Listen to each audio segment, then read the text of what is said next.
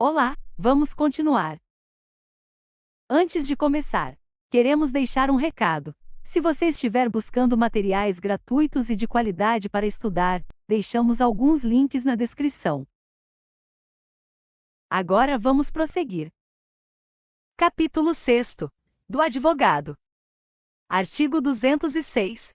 A criança ou o adolescente, seus pais ou responsável, e qualquer pessoa que tenha legítimo interesse na solução da lide poderão intervir nos procedimentos de que trata esta lei, através de advogado, o qual será intimado para todos os atos, pessoalmente ou por publicação oficial, respeitado o segredo de justiça.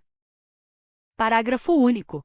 Será prestada assistência judiciária integral e gratuita àqueles que dela necessitarem. Artigo 207. Nenhum adolescente a quem se atribua a prática de ato infracional, ainda que ausente ou foragido, será processado sem defensor. Parágrafo 1º. Se o adolescente não tiver defensor, ser-lhe-á nomeado pelo juiz, ressalvado o direito de, a todo tempo, constituir outro de sua preferência. Parágrafo 2º.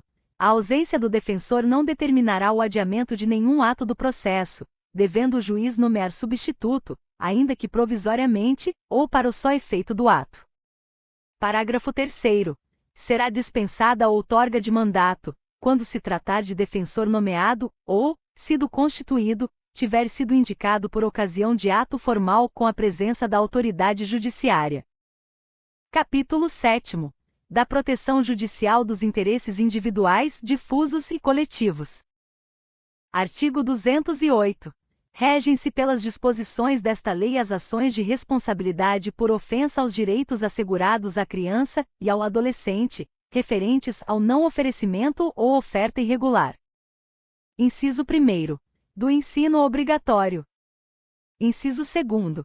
De atendimento educacional especializado aos portadores de deficiência. Inciso 3º. De atendimento em creche e pré-escola às crianças de 0 a 5 anos de idade. Inciso 4º. De ensino noturno regular adequado às condições do educando. Inciso 5º. De programas suplementares de oferta de material didático escolar, transporte e assistência à saúde do educando do ensino fundamental. Inciso 6º. De serviço de assistência social visando a proteção à família, à maternidade, à infância e à adolescência, bem como ao amparo às crianças e adolescentes que dele necessitem. Inciso 7º. De acesso às ações e serviços de saúde. Inciso 8º. De escolarização e profissionalização dos adolescentes privados de liberdade. Inciso 9º. De ações, serviços e programas de orientação, apoio e promoção social de famílias e destinados ao pleno exercício do direito à convivência familiar por crianças e adolescentes. Inciso 10. De programas de atendimento para a execução das medidas socioeducativas e aplicação de medidas de proteção. Inciso 11. De políticas e programas integrados de atendimento à criança e ao adolescente vítima ou testemunha de violência. Parágrafo 1º. As hipóteses previstas neste artigo não excluem da proteção judicial outros interesses individuais, difusos ou coletivos, próprios da infância e da adolescência, protegidos pela Constituição e pela lei. Parágrafo 2º. A investigação do desaparecimento de crianças ou adolescentes será realizada imediatamente após notificação aos órgãos competentes, que deverão comunicar o fato aos portos, aeroportos, Polícia Rodoviária e companhias de transporte interestaduais e internacionais, fornecendo-lhes todos os dados necessários à identificação do desaparecido. Artigo 209. As ações previstas neste capítulo serão propostas no foro do local onde ocorreu ou deva ocorrer a ação ou omissão, cujo juízo terá competência absoluta para processar a causa, ressalvadas a competência da Justiça Federal e a competência originária dos tribunais superiores. Artigo 210. Para as ações cíveis fundadas em interesses coletivos ou difusos, consideram-se legitimados concorrentemente. Inciso 1º. O Ministério Público. Inciso 2º. A União, os Estados, os municípios, o Distrito Federal e os territórios. Inciso 3º. As associações legalmente constituídas há pelo menos um ano, e que incluam entre seus fins institucionais a defesa dos interesses e direitos protegidos por esta lei, dispensada a autorização da Assembleia, se houver prévia autorização estatutária. Parágrafo 1º. Admitir-se-á litisconsórcio facultativo entre os Ministérios Públicos da União e dos Estados na defesa dos interesses e direitos de que cuida esta lei. Parágrafo 2º. Em caso de desistência ou abandono da ação por associação legitimada, o Ministério Público ou outro legitimado poderá assumir a titularidade ativa. Artigo 211. Os órgãos públicos legitimados poderão tomar dos interessados compromisso de ajustamento de sua conduta às exigências legais, o qual terá eficácia de título executivo extrajudicial. Artigo 212. Para a defesa dos direitos e interesses protegidos por esta lei, são admissíveis todas as espécies de ações pertinentes. Parágrafo 1º. Aplicam-se às ações previstas neste capítulo as normas do Código de Processo Civil. Parágrafo 2º. Contra atos ilegais ou abusivos de autoridade pública ou agente de pessoa jurídica no exercício de atribuições do poder público, que lesem direito líquido e certo previsto nesta lei, caberá ação mandamental, que se regerá pelas normas da Lei do Mandado de Segurança. Artigo 213.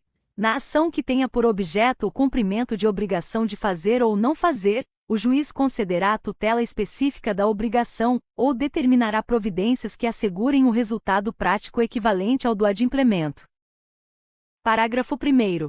Sendo relevante o fundamento da demanda e havendo justificado o receio de ineficácia do provimento final, é lícito ao juiz conceder a tutela liminarmente ou após justificação prévia, citando o réu.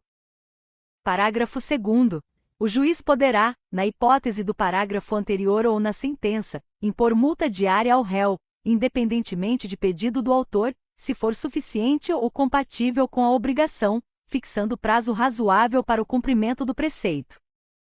Parágrafo 3º. A multa só será exigível do réu após o trânsito em julgado da sentença favorável ao autor, mas será devida desde o dia em que se houver configurado o descumprimento. Artigo 214.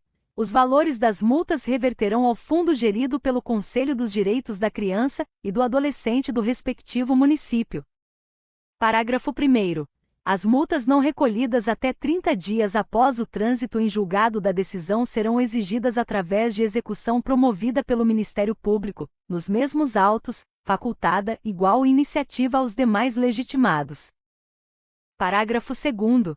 Enquanto o fundo não for regulamentado, o dinheiro ficará depositado em estabelecimento oficial de crédito, em conta com correção monetária.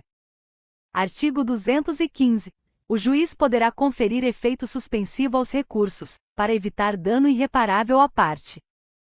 Artigo 216. Transitada em julgado a sentença que impuser condenação ao poder público, o juiz determinará a remessa de peças à autoridade competente, para apuração da responsabilidade civil e administrativa do agente a que se atribua a ação ou omissão. Artigo 217. Decorridos 60 dias do trânsito em julgado da sentença condenatória, sem que a associação autora lhe promova a execução, deverá fazê-lo o Ministério Público, facultada igual iniciativa aos demais legitimados. Artigo 218. O juiz condenará a associação autora a pagar ao réu os honorários advocatícios arbitrados na conformidade do parágrafo 4º do artigo 20 da Lei nº 5.869, de 11 de janeiro de 1973, quando reconhecer que a pretensão é manifestamente infundada. Parágrafo único. Em caso de litigância de má-fé, a associação autora e os diretores responsáveis pela propositura da ação serão solidariamente condenados ao décuplo das custas, sem prejuízo de responsabilidade por perdas e danos. Artigo 219. Nas ações de que trata este capítulo, não haverá adiantamento de custas, emolumentos, honorários periciais e quaisquer outras despesas. Artigo 220. Qualquer pessoa poderá e o servidor público deverá provocar a iniciativa do Ministério Público, prestando-lhe informações sobre fatos que constituam objeto de ação civil e indicando-lhe os elementos de convicção. Artigo 221. Se, no exercício de suas funções, os juízos e tribunais tiverem conhecimento de fatos que possam ensejar a propositura de ação civil, remeterão peças ao Ministério Público para as providências cabíveis. Artigo 222. Para instruir a petição inicial, o interessado poderá requerer às autoridades competentes as certidões e informações que julgar necessárias, que serão fornecidas no prazo de 15 dias. Artigo 223. O Ministério Público poderá instaurar, sob sua presidência, inquérito civil ou requisitar, de qualquer pessoa, organismo público ou particular, certidões, informações, exames ou perícias, no prazo que assinalar, o qual não poderá ser inferior a 10 dias úteis. Parágrafo 1º. Se o órgão do Ministério Público, esgotadas todas as diligências, se convencer da inexistência de fundamento para a propositura da ação cível, promoverá o arquivamento dos autos do inquérito civil ou das peças informativas, fazendo-o fundamentadamente. Parágrafo 2º. Os autos do inquérito civil ou as peças de informação arquivados serão remetidos, sob pena de se incorrer em falta grave, no prazo de 3 dias, ao Conselho Superior do Ministério Público. Parágrafo 3º. Até que seja homologada ou rejeitada a promoção de arquivamento, em sessão do Conselho Superior do Ministério Público, poderão as associações legitimadas apresentar razões escritas ou documentos, que serão juntados aos autos do inquérito ou anexados às peças de informação. Parágrafo 4º. A promoção de arquivamento será submetida a exame e deliberação do Conselho Superior do Ministério Público, conforme dispuser o seu regimento. Parágrafo 5º. Deixando o Conselho Superior de homologar a promoção de arquivamento, designará, desde logo, outro órgão do Ministério Público para o ajuizamento da ação. Artigo 224. Aplicam-se subsidiariamente, no que couber, as disposições da Lei nº 7.347, de 24 de julho de 1985. Muito bem, você concluiu o estudo do texto. Aproveite e conheça nossas outras redes sociais. Vamos produzir muito conteúdo interessante lá. Por hoje é só. Obrigada e até breve.